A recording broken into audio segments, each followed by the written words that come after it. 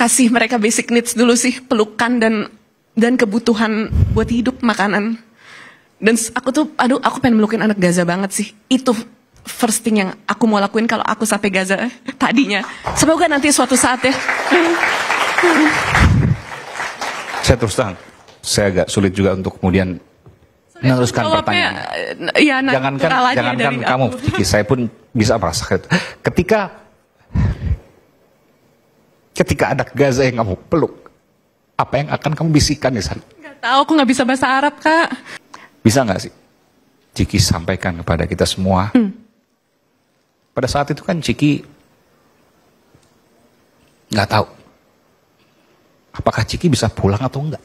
Iya sih. Apakah Ciki pulang tinggal nama atau tidak? Waduh, iya.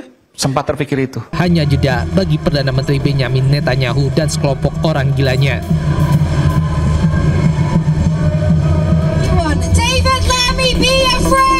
Aksi ini dilakukan usai Israel melancarkan serangan baru ke Gaza setelah menuduh Hamas melanggar gencatan senjata yang berlaku awal bulan ini.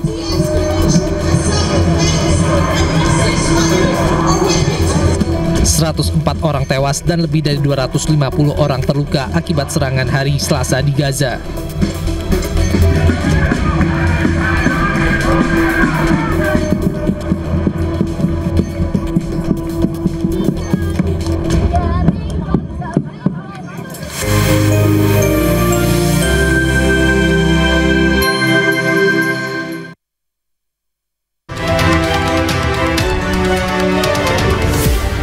Acara ini dipersembahkan oleh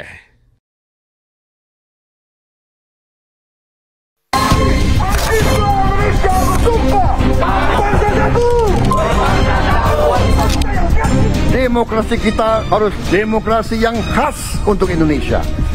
Demokrasi yang cocok untuk bangsa kita. Demokrasi yang berasal dari sejarah dan budaya kita. Demokrasi kita harus demokrasi yang santun. Demokrasi di mana berbeda pendapat harus tanpa permusuhan. Demokrasi di mana mengoreksi harus tanpa caci maki.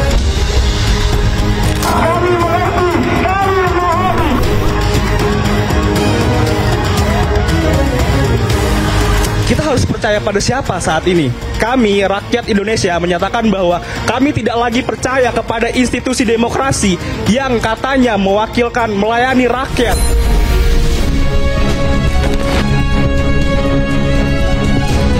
Ekspresi unjuk rasa konstitusional damainya, Pak Presiden tidak pernah melarang itu. Dia menjadi berbahaya ketika mulai masuk teknologi dan metodologi menggiring emosi berdasarkan algoritma. Siapa yang pegang banyak followers, ada tinggal dimanapun, ada bisa melakukan social engineering dalam hitungan menit. Kita benar-benar ada di generasi emas. Generasi emas ini dihasilkan bukan dari pemerintah yang baik, tapi memang dari akses internet yang luar biasa. Mereka sangat terbuka sama data. Nah, kita udah punya bonus demografi nih. Kalau pemerintah kita nggak benar, gila nggak sih jadi negara pertama yang gagal menjalankan bonus demografi?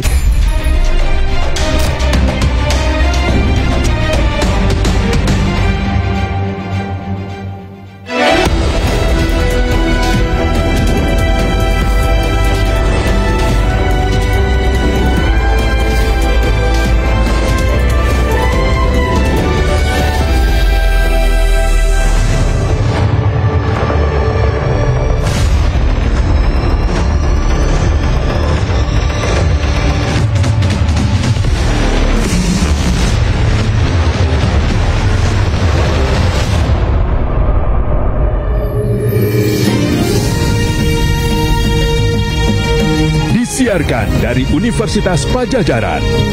Inilah Rakyat Bersuara bersama Aiman Wicaksono.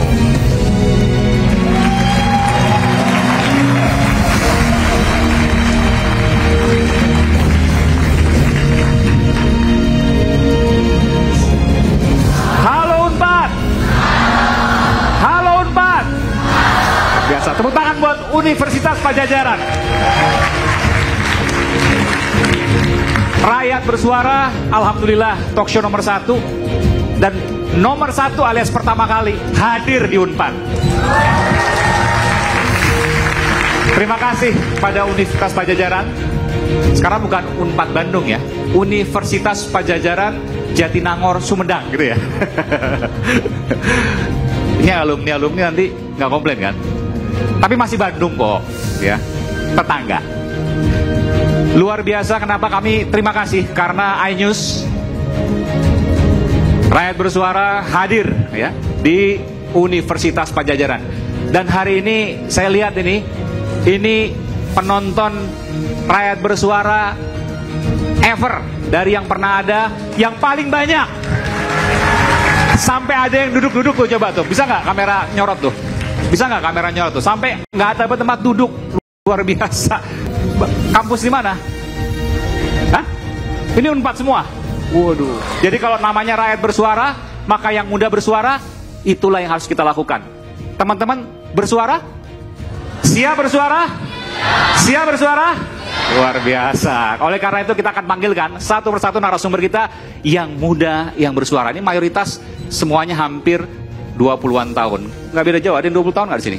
Nggak ada yang berani, karena kalau 20 tahun di atas semester 8 jangan-jangan. Ada yang 20 tahun nggak? Oh ada. Mbak dosen apa siapa? Oke. Saya panggilkan narasumber Rakyat Bersuara spesial yang ada di Universitas Padjadjaran. Yang pertama adalah seniman. Nah ini tadi saya akan tanyakan pertama kali. Aktivis sosial yang selalu menyuarakan kemerdekaan Palestina, Ciki Fauzi. Oke. Mbak Ciki apa kabar? Waalaikumsalam warahmatullahi wabarakatuh. Silakan. Kemudian salah satu founder Malaka dan pegiat isu politik dan juga sejarah, Aurelia Fizal. Oke. Halo Aurel. Saya kalau lihat Aurel mirip saya ingat yang nyanyi dan sambil dansa ya tuh joget apa? JKT48.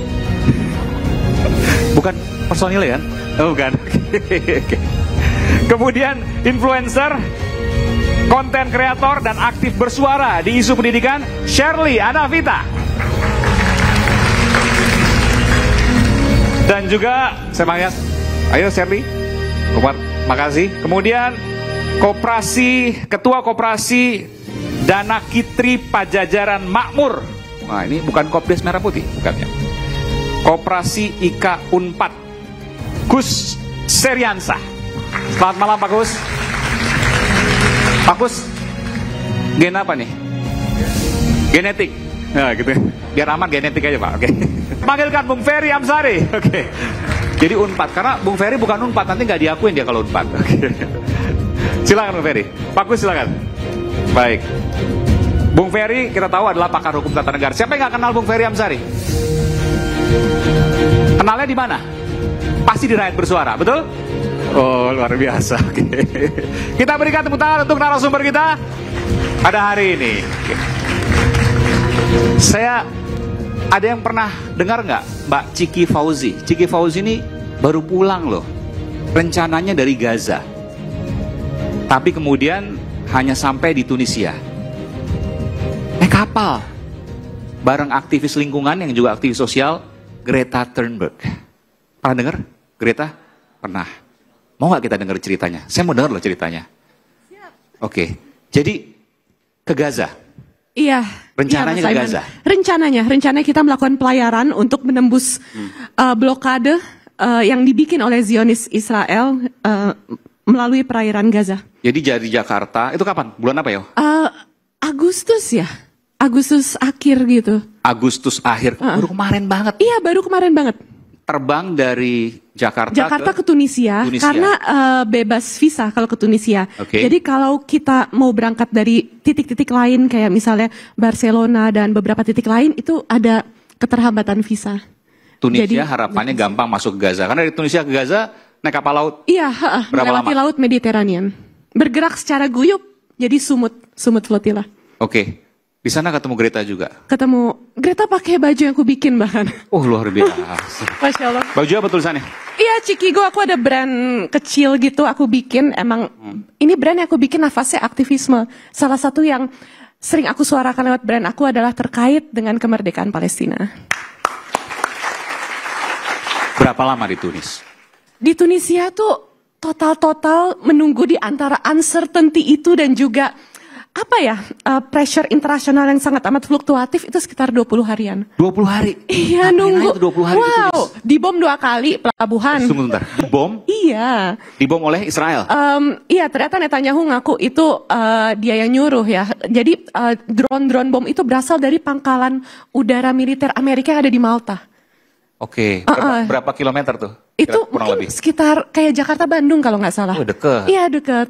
Jadi pakai drone. Iya. Drone bayangan kita kan drone helikopter kecil gitu. Iya, benar. Pakai itu. Ternyata ya Dia meledak sama-sama tuh. Jadi ada di 2 kapal setiap jam 11 malam, kapal familia. Drone bom tuh gimana sih? Dia si helikopter kecilnya itu adalah bom dan dia meledak. Iya. Ditabrakin kemana tuh? Ke kapal salah satunya kapal induk yang ada Greta. Tunisia itu kan bukan di kapal, di daratan. Di pelabuhan kan kita siap berlayar menuju Gaza. Jadi udah 20 hari itu di kapal? Enggak, jadi kita di pelabuhannya. Kita menunggu uncertainty untuk berlayar. Karena menurut aku ya, ternyata Tunisia ya seperti beberapa negara pada umumnya itu seperti sandwich. Jadi masyarakatnya itu rame-rame sangat mendukung Palestina. Bahkan Tunisia tuh kiri kanan dukung Palestina. Tapi pemerintahnya kabarnya ya kayaknya dan sepertinya dapat pressure dari Amerika. Gitulah. Jadi emang fluktuatif banget dan setiap hari uncertainty-nya tinggi gitu.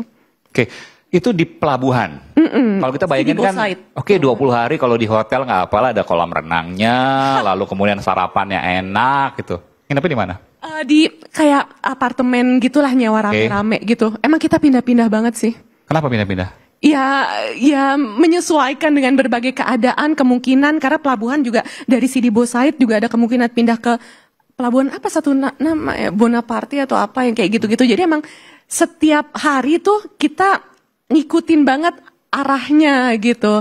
Dan memang sebelum berlayar itu setiap hari secara intens kita diisi pelatihan-pelatihan terkait kemaritiman, basic-basic untuk human survival dan lain sebagainya. Kalau tiba-tiba dibom. Iya, yang diisi oleh para orang-orang yang dulu pernah melaut menuju Gaza juga. Dan majority itu bule.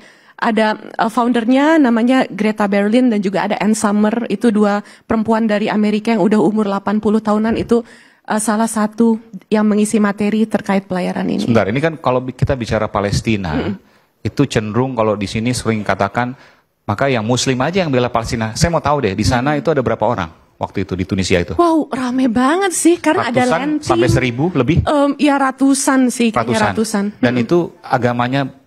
Wah, campur. Bahkan tidak ada kaitan dengan agama. Enggak. Jadi kalau kita ngomong tentang Palestina, it's always multi-faceted ya. Jadi emang nggak bisa melepaskan dengan agama, karena sebagai Muslim juga ada kewajiban membela Baitul Maqdis. Tapi sekarang ini isunya udah humanity banget. Kemanusiaan. Bahkan kita bergerak global Sumut Flotilla itu ngekor di belakang bule-bule. Yang menggerakkan face off siapa? Bule-bule dari mana tuh? Wah, macem-macem. Banyak banget juga itu bule-bule dari negara alliance Israel. Salah satu face off-nya itu salah satu ketua serikat buruh di Brazil namanya Thiago Silva.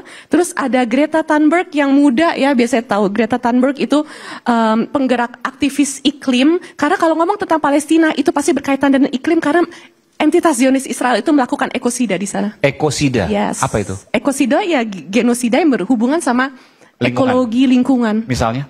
Wah, semua orang juga udah tahu kan tampaknya seperti apa Gaza bukan hanya manusia, dihanguskan. maksudnya lingkungannya apa misalnya yang sempat ngobrol dengan Greta?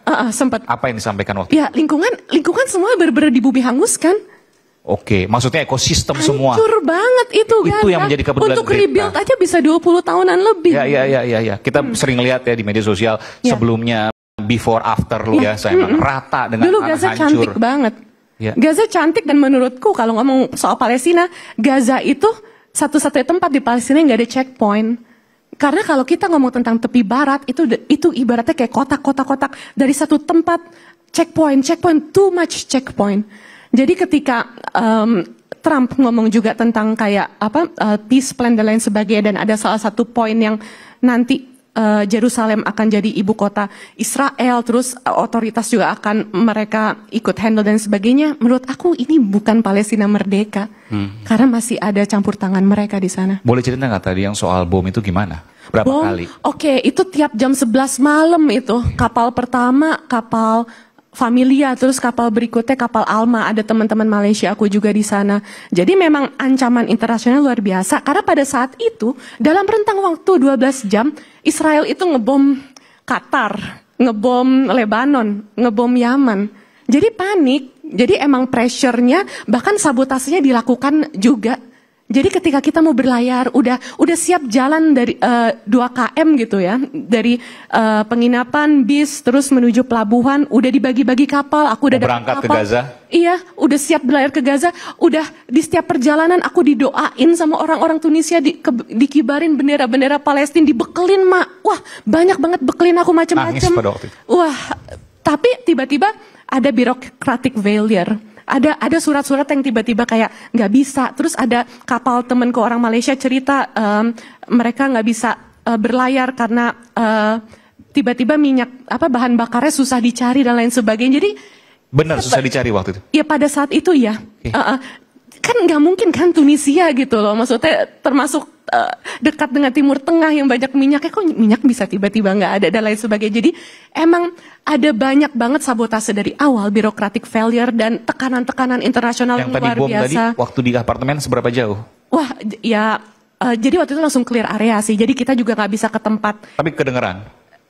Kedengeran banget itu karena dari drone ya. Pada saat itu enggak, cuman langsung heboh gitu. Enggak terlalu besar tapi mematikan gitu. Iya, dan merusak. Merusak. Jadi sebenarnya apa yang dihantam itu? Kapal. Kapal? Yes, kapal. Kapal Familia, besoknya kapal Alma. Supaya nggak bisa berlayar. Ada berapa kapal? Wah, total awal-awal tuh ada banyak ya, 50-an, tapi akhirnya berlayar 40-an. Dan itu titik-titik pelayarannya selain dari Tunisia ada dari Yunani, Italia dan juga Barcelona. Dan terakhir Turki juga ngirim lagi dan sebagainya. Bisa nggak sih Ciki sampaikan kepada kita semua? Pada saat itu kan Ciki nggak tahu apakah Ciki bisa pulang atau enggak. Iya sih. Apakah Ciki pulang tinggal nama atau Waduh, iya. Sempat terpikir itu? Oh iya, aduh Ciki, ayah aku sih yang heboh itu. Sebentar, saya mau tanya. Ini Ciki baru kehilangan ibunda, Ibu Marissa Haque. Ciki sempat pamit waktu Ciki sebelum berangkat ke Gaza. Oke, jadi gini. Aku yang gendong ibu aku ketika nggak ada. Ketika aku sama ayah nemuin di kamar, ibu lagi ngecek-ngecek skripsi mahasiswa-mahasiswanya, lagi ada Quran, lagi pakai bergo di antara laptop. Tiba-tiba Allah ngambil nyawa ibu. Itu nyawa tuh bisa diambil di mana aja. Sedang dalam. Iya, akhirnya aku sama ayah langsung bawa, kita panik udah nggak bisa mikir lah, semua tiba-tiba jadi nggak berfungsi nih isi kepala. Cuman pelajaran yang aku ambil dari situ punten pisan ya, meninggal tuh bisa di mana aja. Dan waktu itu memang aku actually I don't think that much. Aku nggak gitu berpikir gitu. Aku gemes banget sama genosida yang lagi terjadi. Aku mau melakukan real action supaya bisa memecah kesunyian yang ada gitu. Karena teman-teman sekitar aku udah menormalisasi genosida yang terjadi di Palestina. Apa ya, coping mechanism? Menormalisasi maksudnya? Maksudnya bukan menormalisasi ya. Coping mechanism itu sudah semakin bekerja. Biasa itu. Kayak udah biasa, emang Palestina udah biasa digenosida, it's not normal. Kalau misalnya kita lihat di sosial media, kita lihat ada story tentang genosida yang ada di Gaza dan Palestina, tiba-tiba nextnya ada temen ngepost makanan, temen ngepost endorse. Sebenarnya kan dunia yang seperti ini nggak normal. Jadi emang tujuan aku adalah aku ingin menjadi bagian yang breaking the silence. Oke. Pertanyaan saya begini, waktu ibu masih ada, apakah Ciki sempat mengutarakan kepada ibu satu waktu saya akan bela Palestina dan seterusnya? Sebenarnya secara eksplisit gitu nggak pernah, tapi cinta terhadap Palestina dan Baitul Maqdis tuh sebenarnya ditularkan ibuku dari obrolan meja makan sih. Iya. Mungkin ini juga turunan ya.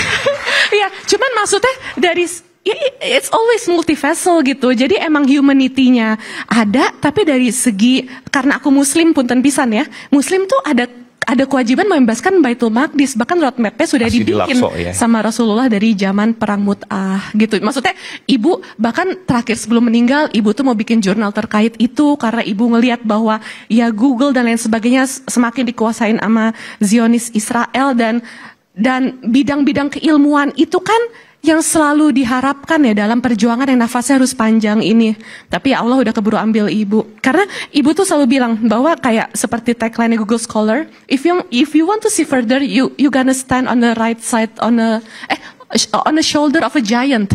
Jadi ibaratnya kayak AI. Kalau mau aman ya lu harus nempel sama orang kuat lah gitu. Maksudnya kayak ibaratnya AI itu bisa ada karena banyaknya informasi yang orang taruh semua di internet, akhirnya ada AI, ChatGPT dan lain sebagainya. Jadi sesuatu yang perjuangannya panjang itu harus ada perjuangan basis keilmuan yang dikumpulkan. Jadi kayak standing on the shoulder of a giant tuh ibaratnya kayak basis keilmuan yang terkumpul. Terus nanti ini idioms ya, ungkapan. Kalau kita bisa berdiri di atas shoulder of a giant, basis keilmuan yang terkumpul, kita jadi bisa melihat jauh further gitu. Nah, ibu tadinya lagi bikin jurnal terkait itu, cuma Allah ambil ibu, dan mungkin ini karena aku nggak pintar-pintar amat kayak ibu aku ya. Jadi ini action yang bisa aku lakuin sih, mungkin untuk wake up orang juga, karena suatu saat ini terjadi di Palestina, di Gaza, ini bisa terjadi di kita juga kalau kita terus menjadi generasi yang abai. Wow, networking Zionis Israel tuh gila. Waktu mau berangkat, ayah ngomong apa? Waduh, ya itulah. Ya ayah berat sih. Ayah, Ikang Fauzi ya? Iya. Bang Ikang Fauzi ngomong apa waktu itu? Ya intinya ayah tuh tahu sih kayaknya aku diizinin gak diizinin I'll go. Aku akan tetap pergi. Ayah ngomong apa? Ya, iya cuma lihat-lihat gitu aja. Gak bisa ngomong ya sama doa, iya adek juga gini, pokoknya ikut arahan gini gitu. Maka dari itu ketika akhirnya banyak keputusan yang ya udah akhirnya Indonesia menyerahkan seatnya kepada orang-orang yang secara diplomatic value lebih kuat ya. Karena itu kan tiap hari tuh konflik dan tekanannya tuh banyak banget ya, dan akhirnya atas masukan dari banyak ulama dan lain sebagainya, dan melihat kondisi bahwa semakin rebutan seat di kapal karena banyak kapal-kapal dari Barcelona yang nggak layak untuk berlayar ke Gaza, dan juga banyak kapal-kapal yang disabotase. Akhirnya orang jadi pada rebutan seat, dan ya like it or not Indonesia tuh nggak kuat. Sama siapa waktu itu?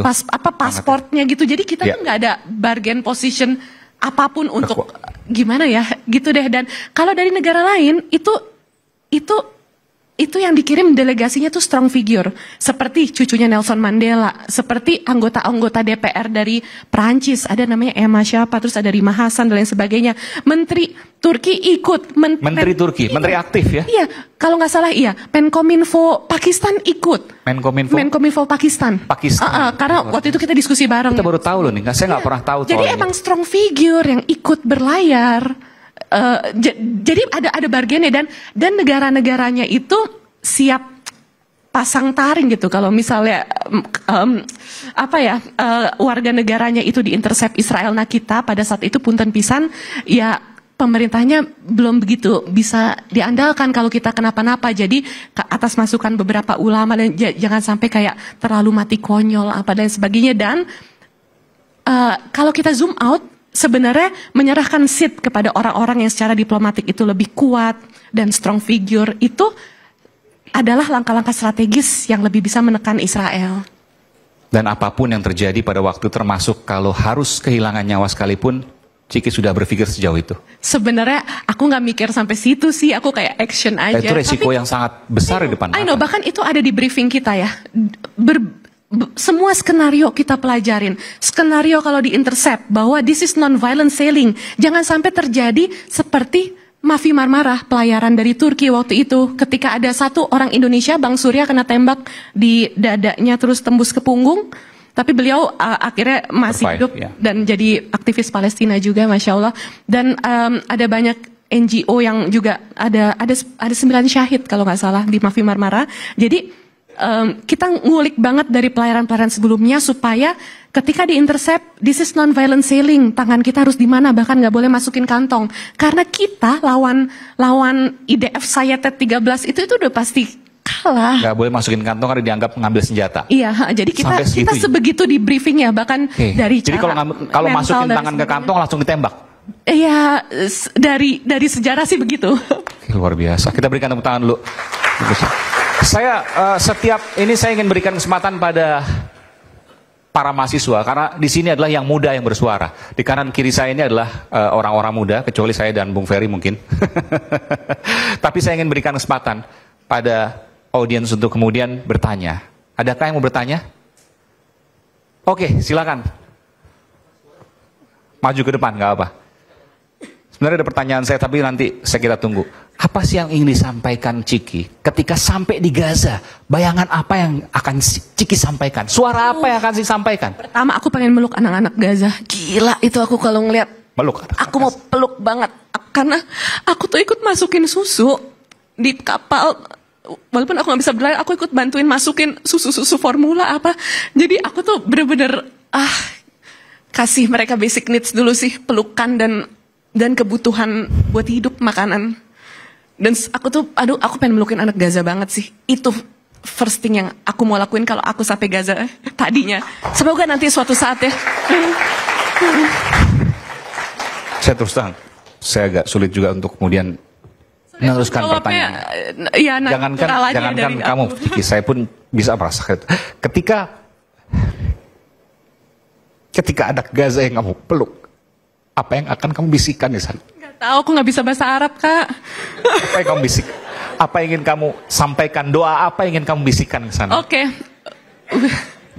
Iya, jadi tentu aku akan ada kendala bahasa. Aku akan main sih pasti. Tetapi ada bahasa universal yang namanya doa. Ya. Dan bayangan saya ketika Ciki memeluk anak itu, ya, akan ada doa yang Ciki panjatkan. Aku sering ke camp-camp pengungsian kan, camp Yofa, camp Wigdat, dan berbagai camp lainnya yang ada di Yordania. Aku sering banget melukin anak Gaza, dan emang biasanya language barrier banget, nggak bisa bahasa. Jadi aku selalu bilang strong girl gitu. Ya gitu aja, dan biasanya main-main arah samsam gitu. Jadi ada permainan arah samsam itu anak-anak Gaza suka banget, gitu aja sih. Kayak kadang tuh kehadiran kita, mereka ngerasa, oh they are not alone. Jadi itu aja sih yang aku mau lakuin. Ya. Biasa. Sekali lagi kita berikan tangan untuk Ciki. Saya berikan kesempatan. Oke, silakan. Tes. Oke. Baik, bismillah. Halo teman-teman semuanya dan Bapak Ibu sekalian. Selamat siang menuju sore. Perkenalkan, saya Muhammad Firdaus Daparahman. Siapa Mas? Muhammad Firdaus Daparahman. Oke. Benar saja Firdaus. Ya. Saya merupakan mahasiswa dari program studi Sastra Arab Universitas Pajajaran. Oke, luar biasa. Pakai bahasa Arab dong. Oke. Sebelumnya, beberapa waktu yang lalu saya pernah berdiskusi dengan teman saya dan kebetulan teman saya itu datang pada hari ini dan itu dia temannya yang tadi di awal bertanya. Saya diskusi dengan dia terkait keadaan nasional maupun keadaan global. Dari hasil diskusi itu, kami mengamati bahwa kondisi dunia saat ini ditandai oleh kompleksitas masalah global, mungkin Palestina maupun lain sebagainya, dan masalah nasional, seperti yang terjadi beberapa waktu belakangan kemarin. Seperti itu. Nah, hal ini memiliki pola yang mirip dengan periode terdahulu sebelum masa kemasan, begitu. Mungkin di daerah Eropa, di daerah Timur Tengah maupun di daerah Asia. Nah, singkatnya, jika kita melihat sejarah sebagai cermin, pelajaran kunci apa yang dapat kita petik dari periode prabencana tersebut atau periode pra-Golden Age sebelum munculnya era keemasan ini? Terutama dalam hal yang sudah dibahas oleh kakak, begitu. Kemudian yang kedua, satu dulu ya, nanti kita berikan kesempatan yang lain, oke? Dan saya imbau satu pertanyaannya bisa lebih pendek, nanti kita lanjutkan. Tapi pertanyaan tadi akan dijawab selepas jeda. Kami akan segera kembali saat lagi.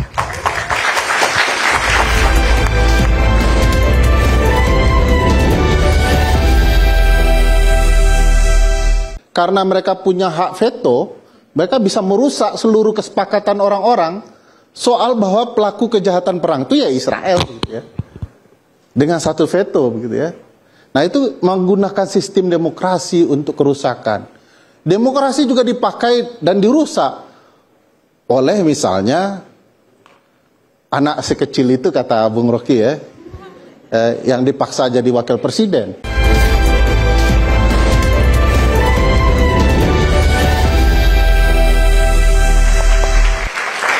Tadi kita dengarkan bagaimana kisah Ciki Fauzi yang berada di Tunisia mau ke Gaza dan tujuannya satu sebenarnya, mau peluk anak Gaza, mendoakan dan memecah kesunyian, menghibur mereka. Nggak tahu yang tersisa berapa. Miris banget sih. Tapi tadi ada pertanyaan, oke? Meskipun tadi nggak bisa bahasa Arab, yang tanya sastra Arab, harusnya ngajak. Ajarin ya Mas ya bahasa Arab ya. Oke. Siap. Kita belajar dari masa lalu untuk kemudian kita ambil hikmahnya di masa kini supaya tidak bisa atau tidak terjadi mengulang hal-hal yang buruk di masa lalu. Ada penuh ketidakpastian, perang berkecamuk di mana-mana. Sekarang tanda-tandanya sudah ada meskipun tidak selebar dulu. Tadi kalau saya coba terjemahkan, apa yang bisa kita lakukan? Pelajaran apa dan bagaimana kita mengambil hikmah untuk hal yang positif di masa depan?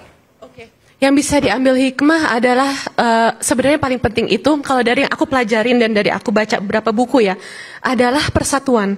Karena cara Israel memecah Palestina juga pakai cara Divide et Impera itu loh. Persis Belanda. Seperti yang ada yang tahu ketika kemarin ada salah satu jurnalis Gaza yang aku suka banget, Saleh Al-Jabarawi Syahid ya, dibunuh oleh sesama orang Gaza yang disupport senjata oleh Israel ya, itu geng Abu Shabab dari keluarga Dokmash dan lain sebagainya. Mungkin panjang kalau ngomongin itu. Jadi maksudnya intinya adalah memang persatuan, dan mungkin aku mau sedikit mengutip salah satu scholars asal Baitul Maqdis ya, Profesor Abdul Fattah El-Waisi. Jadi beliau adalah scholars dari El Khalil yang sekarang namanya diubah Israel jadi Hebron. Dan beliau tuh bilang dalam langkah strategic plan membebaskan Palestina, membebaskan Baitul Maqdis itu dibutuhkan peran-peran strategis. Salah satunya adalah peran militer dari negara-negara Syam seperti Yaman, Lebanon dan lain sebagainya. Terus peran dari siasah itu diharapkan dari Turki dan Hijaz itu Mekah Madinah, dan juga dari Indonesia, Malaysia dan Southeast Asia itu diharapkan menjadi basis-basis keilmuan. Karena kenyataannya sekarang, karena aku Muslim ya, jadi Muslim itu kan harusnya adalah the ummah of reading, Iqra. Kita diajarin Iqra kan. Rumah membaca. Iya, maksudnya ummah of reading. Kita harusnya jadi umat yang membaca. Tapi sekarang ummah bukan rumah ya. Iya. Umat yang membaca atau atau kalau bahasa Inggrisnya well-informed society. Harusnya. Harus. Kelompok masyarakat yang well-informed, yang terinformasi dengan baik. Iya, dan suka membaca dan suka cari knowledge. Tapi kenyataannya sekarang the ummah of reading is not reading.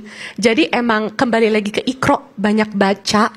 Dan ya ini kan sekarang era-eranya Ghazal Fikri ya, perang pemikiran. Jadi emang pinter, banyak nyimak Bang Ferry Amsari, banyak nyimak Kak Aurelia Fizal, banyak nyimak Kak Sheryl Anavita. Itu maksudnya itu adalah influencer yang patut kalian follow dan kalian simak. Dan nyimak acaranya Mas Aiman Rakyat Bersuara pasti kan knowledgeable kan. Tapi saya mau tanya dulu nih soal bicara Rakyat Bersuara. Ya. Perbedaan pendapat, nih, ada bolehin nggak? Apa? Pegang yes or no belum ya? Oh belum, oke nanti. Kalau gitu nanti aja kita simpan. Saya mau tanya, apakah, bocoran dulu ya, apakah perbedaan pendapat itu artinya memecah belah? Nanti aja nggak usah dijawab. Oke. Tadi saya sudah sampaikan. Oke. Saya sekarang menuju ke Bung Ferry. Bung Ferry mungkin mau tambahkan, apa yang bisa kita pelajari? Kalau seandainya kita nggak bicara global deh, karena Bung Ferry ini ahlinya ahli di dalam negeri, ya. Saya nggak tahu mau bikin dirty vote berapa kali, karena sekarang baru 2 kali. Hampir 4 jam kalau nggak salah, betul Bung Ferry ya? Saya belum nonton semuanya sih, walaupun promo-promonya saya udah nonton beberapa. Oke, harus nonton. 4 jam loh, itu dokumenter mana yang hampir 4 jam itu? Bagus banget, luar biasa. Oke, jadi Kalau tadi pelajaran apa yang bisa kita ambil dari hal yang terjadi sebelumnya, untuk kita bisa ambil hikmahnya dan menghindari keburukan yang terjadi di masa lalu. Silakan Bung Ferry. Ya, kalau mau meminjam apa yang disampaikan Mbak Ciki dan Fauzi yang bertanya, ini kan diminta membaca ya, dan sejarah adalah bacaan penting. Tidak hanya membaca dunia global, membaca sejarah Indonesia juga hal yang penting.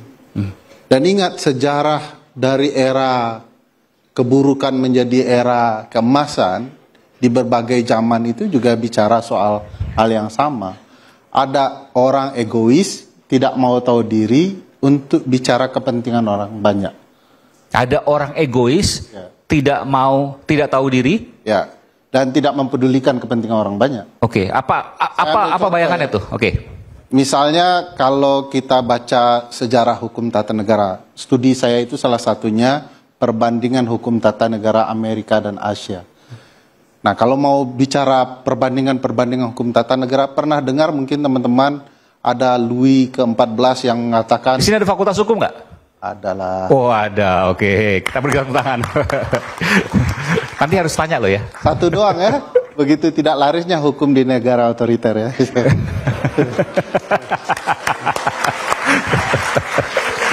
Kalau pernah dengar istilah L'état c'est moi ya, negara adalah saya. Louis de Sanking ya. Dia orang yang begitu egois yang menyatakan dirinya lah pemilik negara ini. Kalau pakai tesis Ziblatt dan Levitsky, kan kita menceritakan, misalnya perjalanan orang-orang yang merusak demokrasi.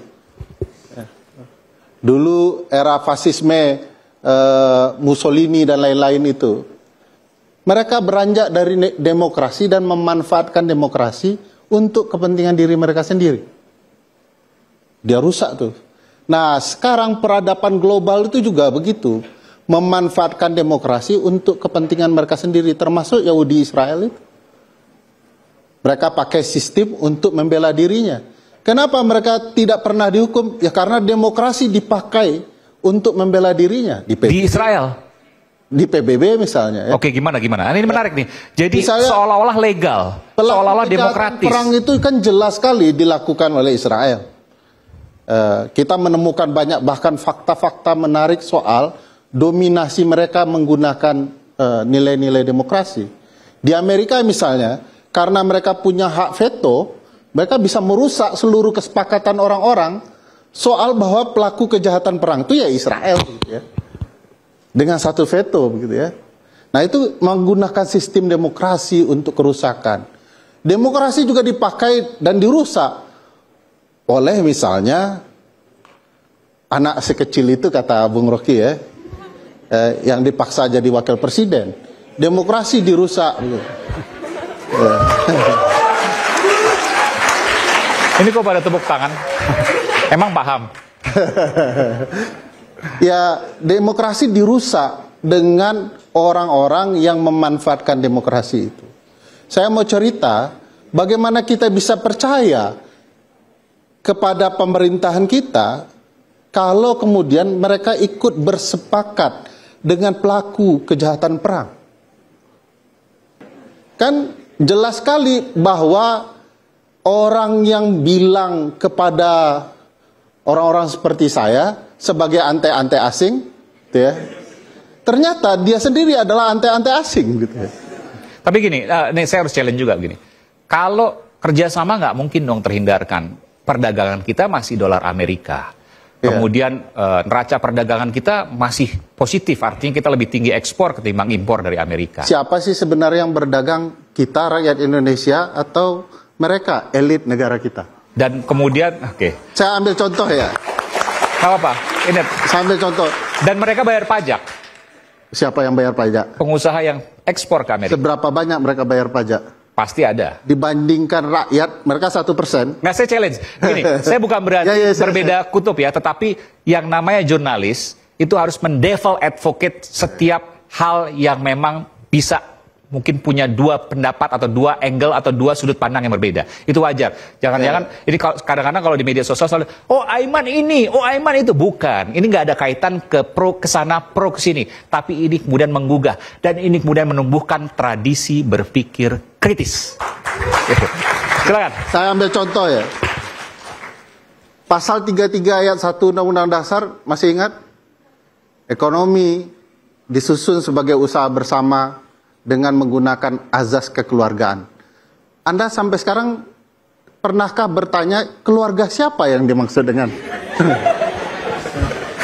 Kalau keluarga saya tidak menikmati ekonomi yang ada di negara ini, mungkin keluarga orang lain.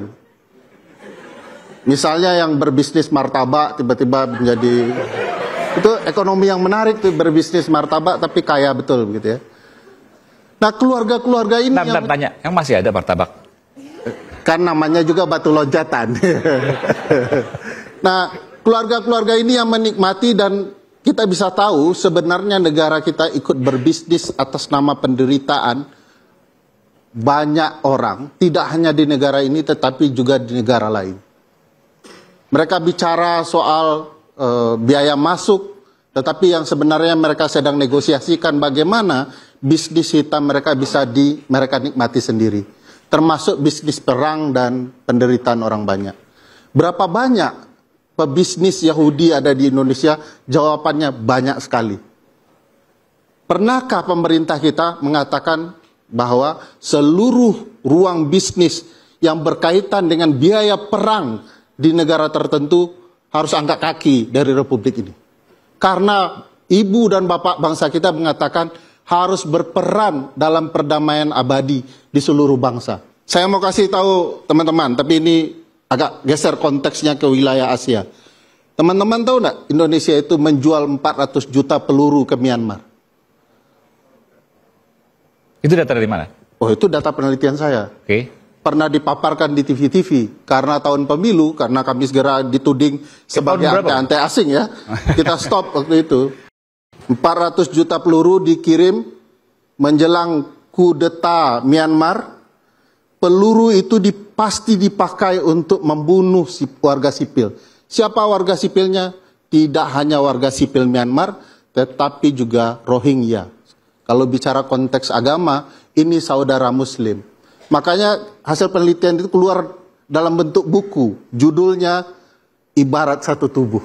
Artinya, sebagai Muslim, satu tubuh disakiti, dirasakan oleh tubuh yang lain. Etnis Rohingya yang disakiti, dibunuh oleh peluru-peluru dari Indonesia, itu sakitnya tidak hanya di sini, tapi harusnya di seluruh tubuh kita. Ada pertanyaan? Silakan. Wah banyak nih Bung Ferry nih. Ya. Tadi sebelah sini, sekarang sebelah kanan deh, biar adil. Yang bawah dulu tadi yang duluan, silakan. Oke Mbak, silakan. Tadi laki-laki, sekarang perempuan, kebetulan. Jangan dikaitkan terlalu ke Palestina. Saya itu sebenarnya cengeng orangnya, jadi ketika Ciki cerita saya agak nggak susah. Dan Ciki lebih kuat dari saya tadi. Ya, saya sempat menangis, Ciki nggak menangis. Luar biasa. Perkenalkan, saya Siti Fadila Ramdhani dari Jurnalistik UIN Bandung. Oke, silakan. Berikan tepuk tangan dulu. Oke.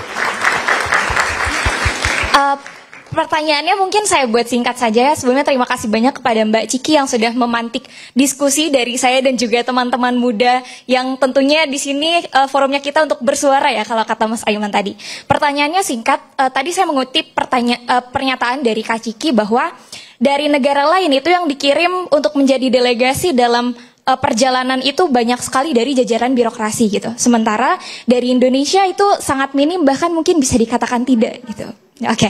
Nah, yang mau saya coba tanyakan adalah, mungkin bisa dijawab oleh siapapun nantinya, adalah kira-kira lantas jajaran birokrasi kita ini kemana gitu? Ketika teman-teman yang lain, kawanannya Kak Ciki berangkat ke sana, sementara dari negara lain banyak delegates yang berangkat dari jajaran birokratnya gitu. Kira-kira apa yang sudah dilakukan sejauh ini, kemana saja selain bisanya hanya memerintahkan jajaran TNI untuk membuat pasukan dan dikirim untuk perdamaian ke Gaza. Oke. Terima kasih. Terima kasih. Jawaban nanti setelah jeda. Isu hangat kadang bikin berat, apalagi kalau kita tidak bisa mencerna dengan cermat. Tapi yakin hari kali ini kita bisa mencerna dengan sangat cermat. Jangan lupa secangkir kopi hangat yang nikmat untuk menemani kebersamaan dalam program Rakyat Bersuara bersama saya Aiman Wicaksono. Kita segera kembali saat lagi.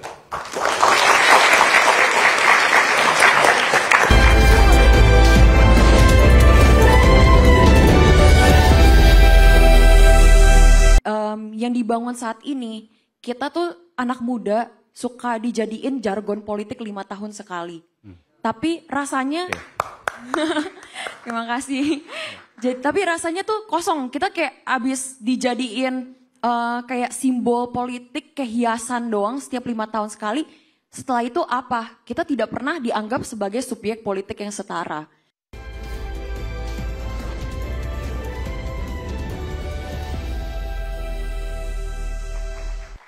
Kembali di Rakyat Bersuara tanpa berpanjang-panjang. Tadi pertanyaan sudah dari mahasiswa luar biasa, pinggir jurang, ngeri-ngeri sedap, tapi langsung dijawab oleh Mbak Aurel yang adem. Silakan. Tadi itu aku baru ngeh tentang pertanyaan yang pertama. Jadi aku mau nyambungin pertanyaan pertama ke soal sejarah tadi ya? Dan pertanyaan yang barusan. Jadi aku baru ngeh itu maksudnya apa. Dan sebenarnya melihat sejarah seperti itu, tone kamu tuh lebih ke fatalis ya, lebih kayak kalau dulu pernah ada kekacauan berarti abis ini keemasan.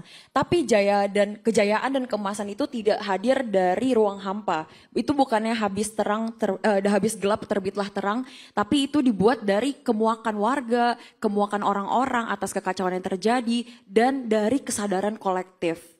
Nah, jadi itu bukan dari tiba-tiba aja seperti pattern, berarti abis kekacauan berarti abis ini kemasan. Tidak seperti itu, tapi dari kita sendiri, kesadaran kita ingin mengubah sistem yang bikin kacau itu, kita punya kesadaran kolektif untuk bergerak dan bersolidaritas. Jadi intinya, Tuhan tidak akan mengubah nasib suatu kaum kalau kaum itu sendiri tidak akan mengubahnya, tidak mengubahnya. Betul. Jadi bukan berarti kita juga punya andil dalam hidup kita. Kalau kita diam aja nggak akan berubah. Betul sekali. Baik. Mungkin boleh ditambahin sama, jadi di kerajaan Tiongkok zaman dulu ada suatu konsep namanya Mandate of Heaven. Jadi dibilangnya tuh ini mirip-mirip sama Eropa di mana raja itu mendapatkan mandat dari langit. Tapi bedanya kalau di Eropa dianggap sebagai sesuatu yang mutlak, tapi kalau di Tiongkok itu bisa dicabut oleh kemarahan rakyat. Jadi dari dulu sejarah Tiongkok waktu zaman dinasti-dinasti itu konsepnya selalu sama. Pertama ada dinasti yang muncul, kaisarnya baik, disukai oleh warga, lama-lama keluarganya makin korup, rakyat sengsara, rakyat kelaparan, rakyat muak, menggulingkan pemerintahnya dan muncullah dinasti baru. Selalu seperti itu. Jadi kekuasaan itu tidak pernah mutlak. Tapi kemarahan rakyat itu terus ada kalau misalkan pemerintahnya tetap menjadi sesuatu yang korup. Dan ini mungkin bisa aku lempar balik ke pertanyaan yang barusan yang terakhir. Bagaimana cara kita bisa tetap bersuara? Nah dari sistem yang dibangun saat ini, kita tuh anak muda suka dijadiin jargon politik 5 tahun sekali. Tapi rasanya, terima kasih. Tapi rasanya tuh kosong. Kita kayak abis dijadiin kayak simbol politik, kayak hiasan doang setiap 5 tahun sekali. Setelah itu apa? Kita tidak pernah dianggap sebagai subjek politik yang setara. Kita kayak dianggap, ya udah nih, biar ada seminar tentang partisipasi anak muda. Tapi setelah itu kosong, tidak ada apa-apa lagi. Jadi cuma buat seminar-seminar cantik buat dimasukin ke Facebook bapak-bapak gitu. Kita tidak pernah mendapatkan timbal balik itu sebagai anak muda. Padahal... Tunggu bentar, saya mau nanya. Kalian merasa seperti itu gak sih? Kalian merasa seperti itu gak sih? Ada yang jawabannya sebagian doang 50-50 berarti ya. Artinya 50-nya lagi merasa bahwa terwakili. Iya. Kalau gitu saya tanya lagi. Kalian merasa seperti itu gak sih? Oke, semuanya sekarang. Berarti pada relate ya. Kita merasa seperti hiasan cantik estetika aja. Dan tidak ada substansinya. Jadi menurutku sekarang banyak anak muda yang sudah aware, sudah bersuara. Tapi suaranya habis itu kemana? Karena tidak dianggap sebagai subjek politik yang setara. Kalaupun ada anak muda di DPR, itu biasanya titipan karena keluarganya. Nepo baby, kalau istilah Gen Z itu nepo baby. Jadi mereka nepo baby? Iya, nepo baby. Nah jadi kalau misalkan karena dititipkan saja, ada ada kebijakan ataupun ada kepentingan yang sebenarnya bukan kepentingan yang merepresentasikan anak muda itu sendiri. Jadi tolong banget partisipasi anak muda itu bukan jargon politik 5 tahun sekali, itu bukan hiasan estetika saja, tapi harus menjadi sesuatu yang ada substansi dan kita dianggap sebagai subjek politik yang setara, karena toh akhirnya kita yang akan maaf banget bukannya nyumpain, kita yang lebih lama di sini nanti dan hidup dan Dan satu hal. Iya betul. Satu hal. Yang bakal bayar utang. Oh iya benar sekali. Dan hasil dari kebijakan tahun ini kita akan merasakan itu saat kita sudah beranak cucu nanti, dan efeknya tuh jangka panjang sekali dan kita akan merasakan itu. Jadi menurutku anak muda tetaplah bersuara, tetap berkolektif, tetap bersolidaritas, meskipun api kita kecil, percikan itu tetap api dan lama-lama bisa menyambar juga. Luar biasa. Oke. Sebelum saya ke Bung Ferry, saya ingin tanya dulu ke Pak Kus. Pak Kus sebagai perwakilan dari alumni ya Pak, meskipun bukan Pak dosen, Bu dosen, tapi wajahnya seperti dosen. Saya ingin tanya, memang kebiasaan di Unpad seperti itu. Tadi saya agak terkejut juga, Wakil Ketua BEM Unpad ya, itu kemudian menyampaikan bahwa kami dilindungi oleh dosen-dosen kami. Bapak dan Ibu dosen kami, atau di sini sebutnya apa? Akang Teteh, dosen. Bapak Ibu, oke. Bapak Ibu dosen kami. Ya. Itu hal yang menurut saya luar biasa. Apakah itu merupakan kultur di Unpad, sehingga kebebasan bersuara itu kemudian dilindungi oleh dosen-dosennya? Ya, sejak zaman saya dulu, Mas Aiman. Ya, pada dasarnya kita punya... Tahun berapa tuh Pak? Boleh tahu nggak? Saya angkatan 89. Oke, luar biasa. Mana angkatan 89? Nggak ada. Banyak di TV nanti nonton. Saya angkatan. Ini adik-adik angkatan anak saya nih berarti. Generasi Z itu generasi anak saya. Ya, di kampus kita memang mahasiswa waktu itu punya spirit untuk belajar, ya, untuk menganalisa, untuk punya partisipasi. Dan kita merasa bahwa kampus adalah tempat yang bebas untuk melakukan itu. Walaupun sebenarnya juga bervariasi juga ya. Dosen juga di masa itu ada yang support, ada yang netral. Ini zaman Orde Baru padahal ya? Zaman waktu itu. Itu lebih, ya. Saya harus katakan, karena saya hidup juga di zaman Orde Baru. Ya. Itu lebih ketat dari sekarang. Sangat ketat waktu itu ya, lebih ketat. Jadi ada dosen yang netral, ada dosen yang pro, ada dosen juga yang yang ya boleh dibilang ya nggak mau dengan mahasiswa-mahasiswa yang kritis. Betul. Nah dulu saya juga sama, saya juga masuk masa itu sebagai aktivis. Berbeda dengan ya pernah merasain lah yang namanya dipopor oleh Kostrad. Zaman itu, Mas Aiman. Tahun berapa itu? Tahun 92, 93, 91, 92, 93. Padahal belum ada pergerakan waktu itu ya? Oh sudah, jadi sebenarnya gini kan, 98 itu kan ujung.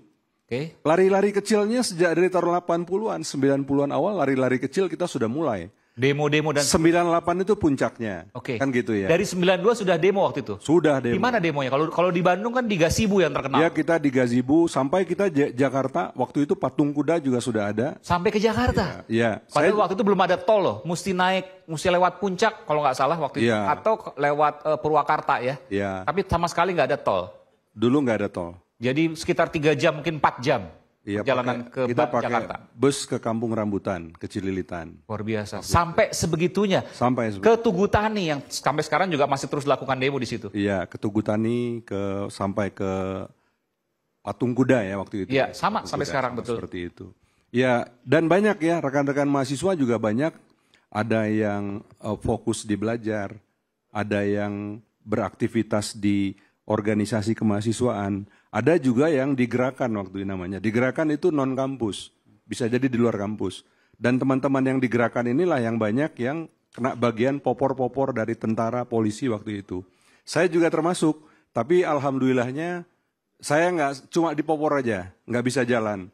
Kalau ketua umum alumni kita, Kang Ferry Joko Yuliantono, ketua umum Ikatan Alumni sekarang Unpad, Menteri Koperasi. 2 kali ditahan oleh betul, pemerintah. 2009 kalau nggak salah. Iya. Jadi itu juga luar biasa perjuangannya. Aktivis, betul. Jadi untuk adik-adik tadi yang di BEM ya lakukan aja perjuangan punya suara, nurani, punya pemikiran, jangan takut, jangan gentar untuk disalurkan, untuk disampaikan begitu ya. Tapi yang paling penting adalah kita berjalan itu punya tujuan, dan kita konsisten dengan tujuan itu. Oke, pertanyaannya gini gampang. Pak, ini adik mahasiswanya, ini konon agak nggak tenang. Ya. Apa peran alumni di sini? Padahal ada ketua alumninya menteri loh, kan gitu. Ya kalau alumni kita selalu engage juga sebenarnya dengan BEM. Masih ada hubungan ya? Dengan BEM, Oke, dengan BEM, dengan ikatan alumni. Nggak pernah melupakan. Kita intens, jangan takut ada akang teteh kalian yang selalu bersama adik-adik di BEM. Ya, itu juga saya kira begitu. Jadi di era demokrasi sekarang, terutama demokrasi di digital ini, ya adik-adik punya ruang luar biasa, tidak hanya sebagai penikmat, konsumer gitu ya, tapi juga sebagai yang subjek, yang punya peran aktif dalam kehidupan kita berbangsa dan bernegara. Oke, baik, luar biasa. Dan satu prinsip, katakan kebenaran, kendati itu pahit. Luar biasa. Oke, baik. Salut dengan teman-teman mahasiswa. Kami akan segera kembali saat lagi.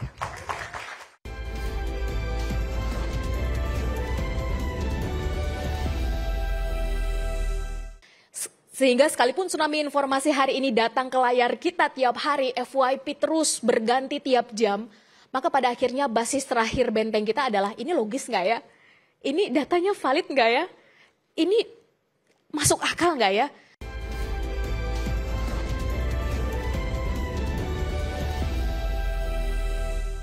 Kembali di Rakyat Bersuara. Sekarang saya ingin ke Kakak Shirley Anavita. Kakak Shirley agak di belakang sedikit ya. Tapi saya yakin dari tadi menggebu-gebu ingin menyampaikan sesuatu. Sebetulnya semuanya poinnya udah disampaikan sih Mas Aiman. Cuma saya pengen nambahin bahwa ini adalah era di mana kalau dari industri 1.0 sampai 4.0 kita ekstrak semua benefit dan kebaikannya, semuanya hari ini ada di era kita teman-teman. Tepuk tangan untuk Gen Z dong. Dengan kata lain, ada banyak hal yang berubah, termasuk cara kita berdemokrasi boleh jadi juga hari ini berubah. Berubah? Mulai berubah. Apa yang bisa kita cermati situ? Salah satunya adalah dunia makin borderless. Badan kita boleh ada di Indonesia, tapi one click apa yang terjadi di Palestina hari ini kita bisa menjadi bagian di dalamnya. Badan kita boleh hari ini ada di sini, tapi ternyata posisi kita ada di mana kita just one click we can connect, shared and get 1,000 of information. Positif dan negatifnya pasti ada, maka izinkan Sally masuk sedikit saja Bang Aiman. Mungkin Sally belum lama teman-teman main sosial media, karena tadi Bapak menyampaikan demokrasi digital. Maka ternyata hari ini kita memang hidup di industri 5.0, yang it's not just about the gun, it's more about the man behind the gun. Ini bukan lagi tentang senjatanya teman-teman, ini tentang siapa yang megang pistolnya.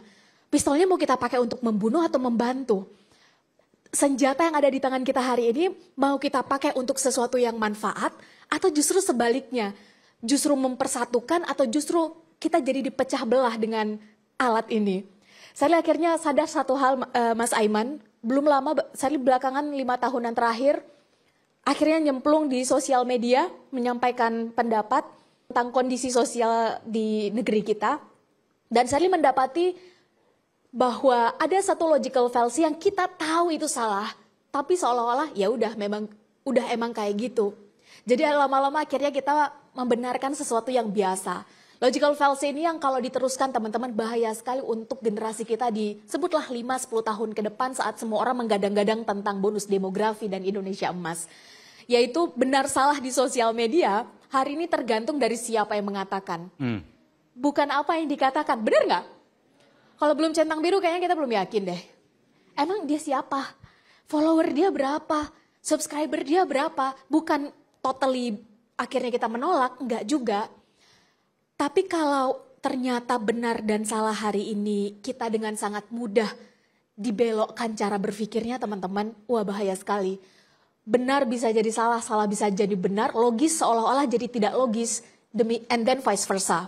Nah poin Shirley adalah, Shirley percaya bahwa hari ini generasi muda yang memang nyaris setengah penduduk Indonesia hari ini diisi oleh anak muda, ini punya cara berpikir yang jauh lebih kritis dibandingkan generasi sebelumnya. Dan ini menjadi PR kita teman-teman untuk tetap menjaga leher ke atas yang kata Buya Hamka menjadi satu dari dua hal yang dititipkan Tuhan oleh siapapun kita, apapun latar belakang kita sebagai manusia untuk membuat setidaknya perubahan itu sendiri. Pertama adalah leher ke atas, logika berpikir, cara berpikir kita. Make sense kalau 80 tahun yang lalu seorang founding fathers pun menyebutkan kekayaan terakhir anak muda itu adalah caranya berpikir. Maka hari ini mungkin kita di kampus, kita masih idealis. Tadi misalnya Aurel bilang bahwa teman-teman yang di legislatif, mungkin eksekutif, dalam hal ini kita boleh setuju, boleh enggak, tapi dalam hal ini orang baik harus ada di tengah. Menurut Shirley ya, kita boleh berbeda pendapat teman-teman. Karena kalau orang baiknya akhirnya memutuskan untuk, enggak deh, enggak mau jadi bagian deh.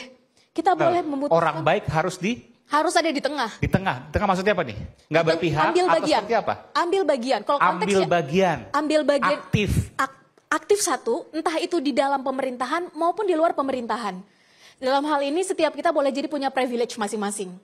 Ketika seseorang punya privilege, orang tuanya ternyata mengantarkannya jalan tol sampai ke target-target tertentu dalam hidupnya, boleh jadi itu realitas. Tapi pertanyaan keduanya adalah, dia layak nggak ada di situ? Pertanyaan Coba begini, saya harus challenge aja, karena tugas Jonas sudah men-challenge, men-devil advocate. Saya sepakat 100.000% apa yang disampaikan oleh Kak Shirley. Okay? Tetapi pernyataan seperti ini, kita dengarkan juga 100.000 kali oleh aktivis-aktivis yang terdahulu. Kita idealis, kita ambil peran, kita harus, orang baik harus maju, harus masuk ke politik, tapi ketika mereka masuk ke politik, ketika mereka ambil peran, ketika mereka berada di tengah, maka yang terjadi adalah mereka menguntungkan dirinya sendiri. Nggak semua, tapi banyak yang seperti itu. Apa yang Kak Shirley bisa sampaikan terkait hal itu? Logical fallacy itu yang terjadi teman-teman, sehingga ada istilah bahwa kalau kita nggak bisa mengubah semua hal atau ngambil semuanya, selamatkan apa yang bisa diselamatkan. Nah dalam hal ini konteksnya adalah saya setuju bahwa belakangan akhirnya kita punya dalam tanda kutip pemahaman yang kayaknya malaikat masuk ke sistem hari ini juga akan akan jadi yang nggak baik gitu, akan jadi setan, akan jadi melakukan hal yang seolah-olah itu sudah terbiasa korupsi. Itu perumpamaan yang tepat? Agaknya sebagai orang yang belum masuk iya. Kenapa? Karena saya juga belum masuk, Mas Aiman. Saya kalaupun masuk, kebayang sama saya betapa orang, sebutlah orang baik dan berintegritas hari ini yang ada di dalam, berusaha mempertahankan integritasnya teman-teman. Dan kita tahu bahwa itu nggak mudah. Tapi kalau karena alasan itu kemudian, ya udah deh kita memutuskan untuk nggak mau masuk sistem, ya udah deh itu biar mereka aja. Maka jangan salahkan kalau yang terjadi akan terus keep doing over and over again. Kalau ternyata akhirnya orang baiknya memutuskan, ya udah deh kita nggak mau ambil bagian. Berat, Sally tahu. Tapi ketika hari ini banyak yang mulai bersuara, ketika anak muda hari ini mulai aware, mulai sadar bahwa ada yang nggak baik-baik aja nih. Kalau kata Aurel tadi mulai awake, mulai bangun dengan kayaknya ada yang nggak bener deh. 80 tahun Indonesia merdeka, kayaknya are we on the right track menuju cita-cita besar bangsa saat pertama kali didirikan? Gak usah jauh-jauh, Pancasila aja teman-teman, sila kelima, keadilan sosial bagi seluruh rakyat Indonesia. Pertanyaannya adalah, siapa yang mendapatkan pertumbuhan ekonomi itu? Siapa yang mendapatkan kualitas pendidikan yang baik itu sebetulnya siapa? Yang mendapatkan akses kesehatan yang terjamin itu sebetulnya siapa? Ketika kita masih punya waktu 20 tahun ke depan, maka sebetulnya ini tugas kita. Terlepas toolsnya hari ini sudah berbeda misalnya dengan back then 30 tahun yang lalu, maka justru Shirley tutup. Bagian kita anak muda hari ini adalah lakukan apa yang bisa kita lakukan, karena ini adalah tanggung jawab zamannya kita, teman-teman.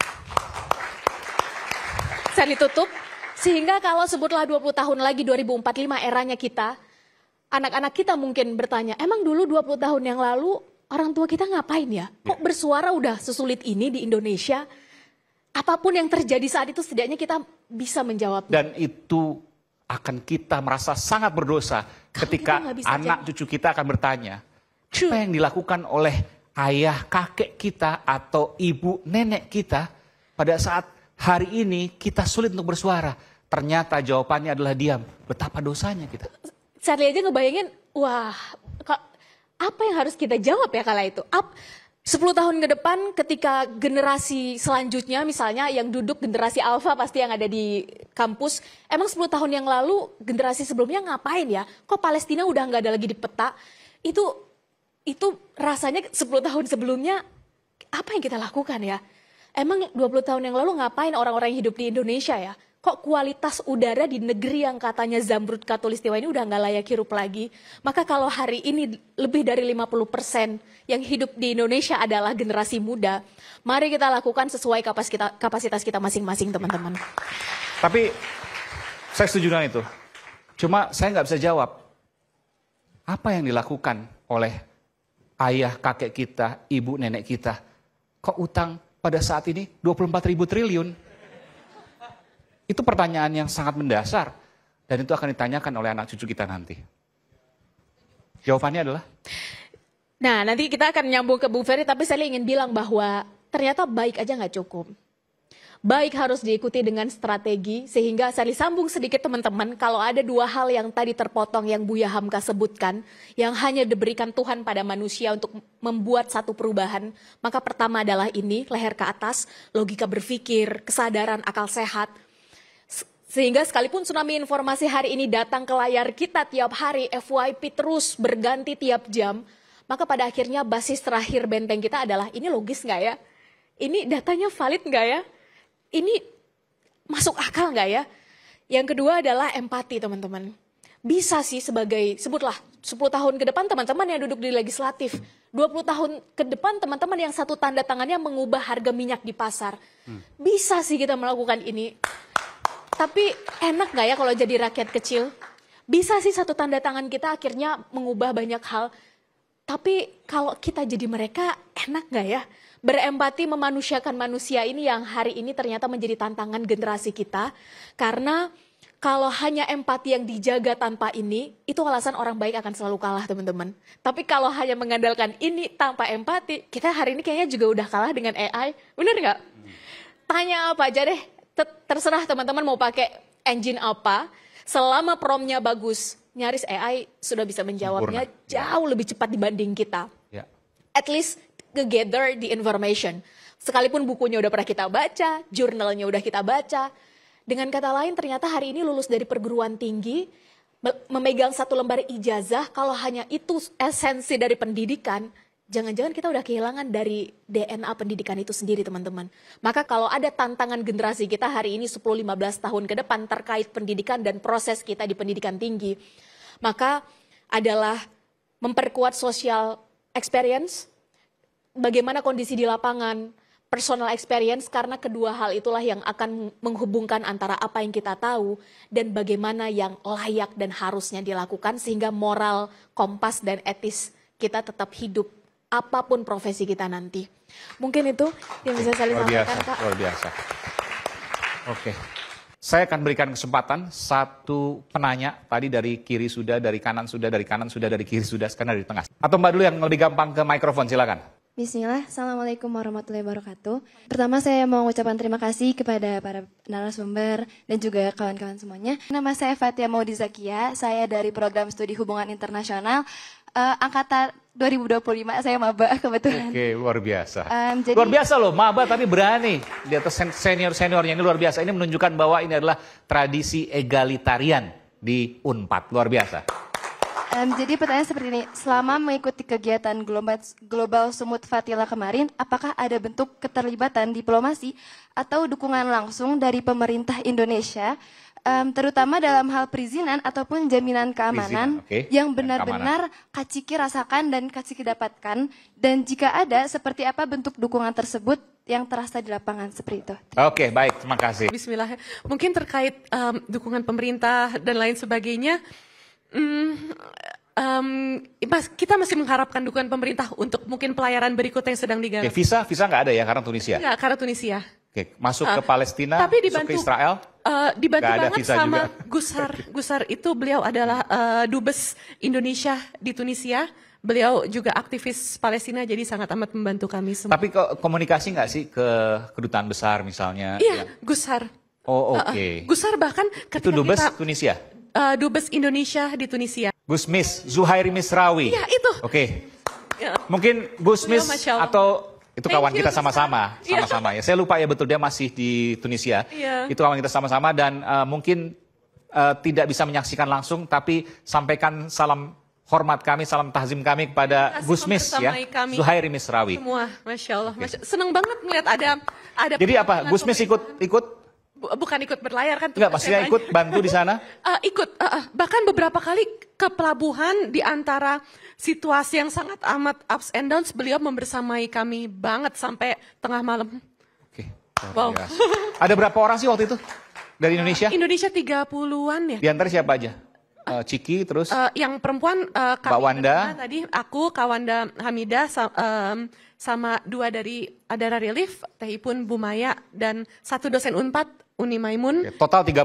30 atau 33 ya tadi Oke, 30-an lah. Oke. rencananya. Sebelum akhirnya ya tereliminasi karena emang kita bukan dari negara yang paspornya kuat. Oke, baik. Luar biasa. Luar biasa. Selepas jeda. Kami akan segera kembali saat lagi.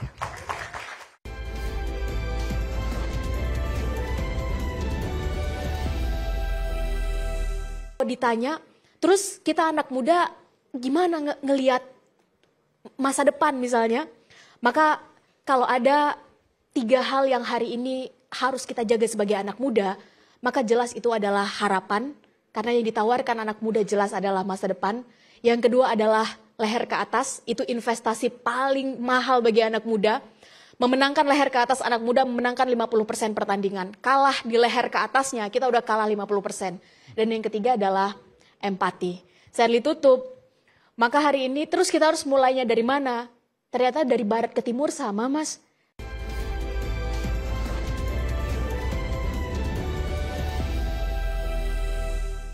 Kembali di Rakyat Bersuara. Silakan, Mas. Perkenalkan, saya Naufal Rifki Nasution. Kebetulan saya bukan dari UNPAD sendiri. Saya dari penerima beasiswa double degree. Kebetulan saya kuliah di University Utara Malaysia dan sekarang sedang melanjutkan di Universitas Islam Negeri Sunan Gunung Jati Bandung. Oke. Terima kasih kesempatan yang sangat luar biasa bagi saya, teman-teman semuanya. Saya ingin menyambung satu kalimat yang tadi disampaikan oleh Kak Shirley bahwa legal fallacy di negara kita, di Indonesia, masih sangat banyak yang salah, tapi kita diam. Nah, sebenarnya itu menurut saya ya Kak ya, menurut saya orang Indonesia itu terpaku sama salah satu teori yang mungkin menarik, teori yang dikumandangkan oleh Elizabeth. Nama teori ini spiral of silence, di mana orang Indonesia itu milih diam daripada bersuara dan diserang.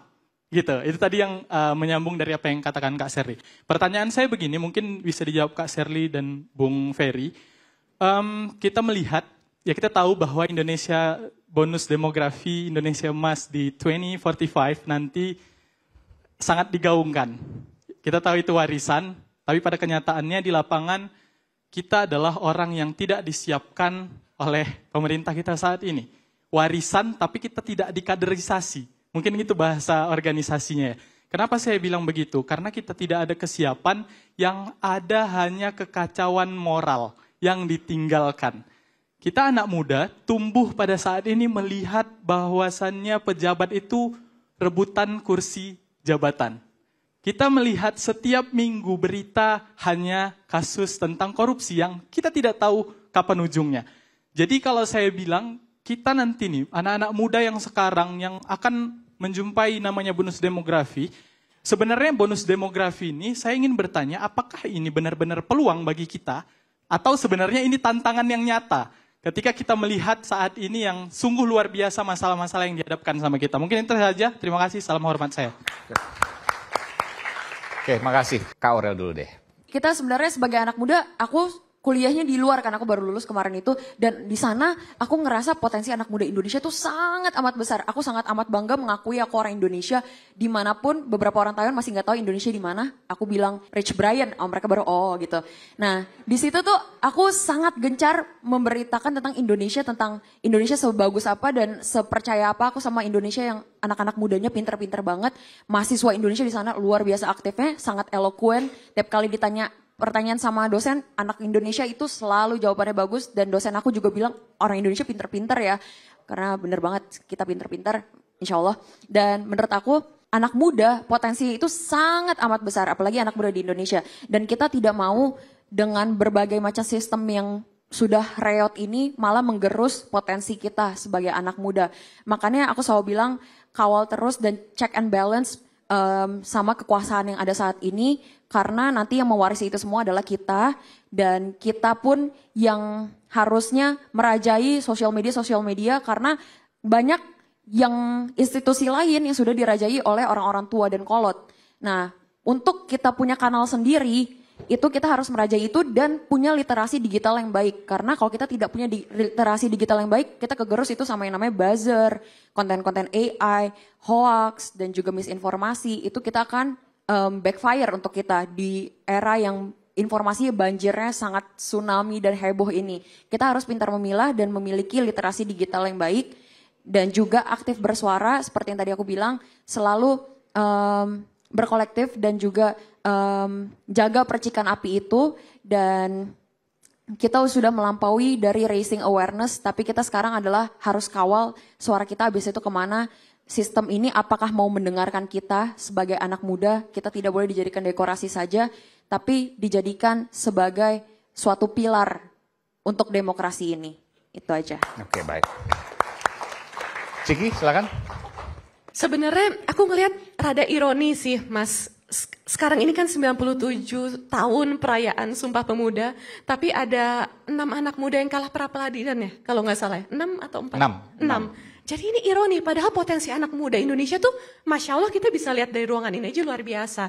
Dan menghubungkan ini terhadap kemerdekaan Indonesia, kalau kita flashback, saya jadi ingat peran-peran anak muda Indonesia ketika berusaha mendapatkan pengakuan kemerdekaan Indonesia secara de jure dan de facto. Itu yang bergerak adalah anak-anak muda, diplomat-diplomat muda Indonesia yang usianya juga 20 tahunan. Dan dibantu oleh sosok Mufti Masjidil Aqsa, Sheikh Muhammad Amin Al-Husaini yang mensiarkan tentang kemerdekaan Indonesia di Radio Berlin. Jadi Mufti itu adalah ulama tertinggi yang bisa mengeluarkan fatwa. Dan karena lobi-lobi anak muda Indonesia yang bergerak dari Kairo terus ke Timur Tengah juga, akhirnya Indonesia mendapatkan pengakuan kemerdekaan dari negara-negara lain dan juga bisa mendapatkan bantuan dana dari seorang saudagar kaya asal Palestina namanya Ali Taher yang membobol tabungannya di Bank Arabia untuk mendukung kemerdekaan Indonesia. Siapa namanya? Ali Taher. Oh, bukan Aldi Taher ya? Oke. Ini bukan. Supaya jelas, jangan salah dengar gitu. Cuman kan? maksudnya beda orang. Aku baca naskah-naskah itu dari buku yang dibikin dari naskah-naskah yang dikumpulkan oleh jurnalis Anadolu di Turki, Bang Muhammad Zaro dan Mas Hadi Nur Ramadan. Naskah-naskah yang digerakkan oleh tulisan-tulisan tangan perjuangan anak-anak muda Indonesia pada zaman dahulu. Jadi kita juga harus ingat, mau kita non-muslim pun kenapa kita harus bela Palestina? Karena Indonesia itu hutang konstitusi sama Palestina. Kita benar-benar nggak boleh lupa itu. Karena kemerdekaan ada de jure dan de facto, dan yang membuat Indonesia bisa mendapatkan banyak pengakuan kemerdekaan dari negara-negara lain adalah sosok-sosok Palestina. Oke, luar biasa. Kak Shirley, silakan. Ada satu perkataan dari Malcolm X, seorang aktivis kemanusiaan asal Amerika Serikat yang kurang lebih mengubah cara saya berpikir yang awalnya pesimis, cukup realistis melihat gimana ya 20 tahun ke depan dengan kondisinya hari ini kayak gini. Kurang lebih Malcolm X pernah bilang gini, Mas, the future belongs to those who prepare for it today. Masa depan adalah milik mereka yang mau mempersiapkan hari ini. Now, the present. Ternyata kata kuncinya adalah hari ini kondisinya seperti apa dan apa yang kita lakukan hari ini. Mengenai perubahannya terjadi bukan di era kita, mungkin di generasi alfa, mungkin di generasi beta, itu di luar kemampuan kita untuk mengontrol. Tapi kalau ditanya, terus kita anak muda gimana ngelihat masa depan misalnya, maka kalau ada 3 hal yang hari ini harus kita jaga sebagai anak muda, maka jelas itu adalah harapan, karena yang ditawarkan anak muda jelas adalah masa depan. Yang kedua adalah leher ke atas, itu investasi paling mahal bagi anak muda. Memenangkan leher ke atas anak muda, memenangkan 50% pertandingan. Kalah di leher ke atasnya, kita udah kalah 50%. Dan yang ketiga adalah empati. Shirley tutup, maka hari ini terus kita harus mulainya dari mana? Ternyata dari barat ke timur sama, Mas. Gak ada perubahan besar bisa terjadi tanpa akumulasi perubahan kecil. Dan partikel terkecil perubahan ternyata dari diri kita sendiri sesuai dengan kapasitas kita masing-masing. Terima kasih. Baik. Silakan Bung Ferry. Ya, anak muda adalah masa lalu, sekarang dan masa depan Republik ini. Tanpa ada anak-anak muda, tidak mungkin ada Republik ini. Bung Besar memulai perlawanan di usia di bawah 20 tahun. Ada Syahrir, ada Tan Malaka, ada Soekarni, semuanya di bawah 20 tahun. Bayangkan, Malcolm X yang disebutkan sebagai da'i di Amerika itu memulai perlawanan terhadap rasialisme dengan gaya islaminya adalah anak muda. Dia yang kemudian pernah berpidato sangat penting yang berkaitan dengan kota ini. Tidak ada yang tahu ya. Dia yang bicara betapa pentingnya deklarasi Bandung. Dia bicara dunia harus berubah dan terinspirasilah dengan deklarasi Bandung. Terinspirasi dengan bapak-bapak, mungkin teman-teman di Bandung ketika itu, dan bagi saya itu sangat penting. Bagi saya, tanpa ada anak muda, tidak ada revolusi, tidak ada perbaikan, tidak ada masa depan yang baik. Nah, saya yakin ya, bahwa teman-teman adalah kelanjutan masa depan Indonesia menjadi betul-betul lebih baik. Anak muda bisa menjadi siapapun dan bisa melakukan sesuatu kalau dia menggunakan jiwa mudanya. Ingat kata Tan Malaka penting sekali. Idealisme adalah satu-satunya barang langka yang hanya dimiliki oleh kaum muda.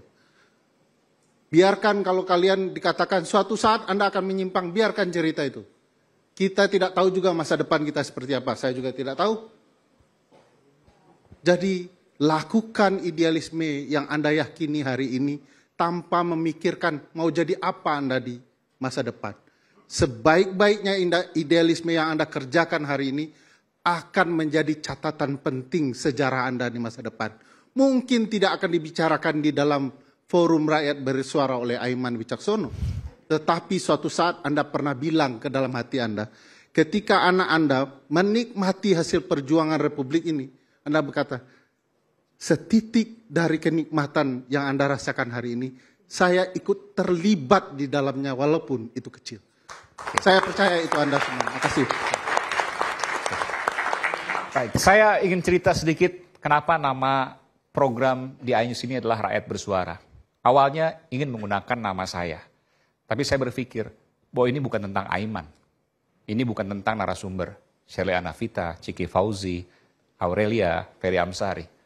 Tapi ini bagaimana kemudian nurani yang melecut keluar untuk terus bersuara menyatakan kebenaran. Dan itu yang akan saya jaga, insya Allah, sampai akhir hayat saya. Sampai berjumpa di Rakyat Bersuara berikutnya.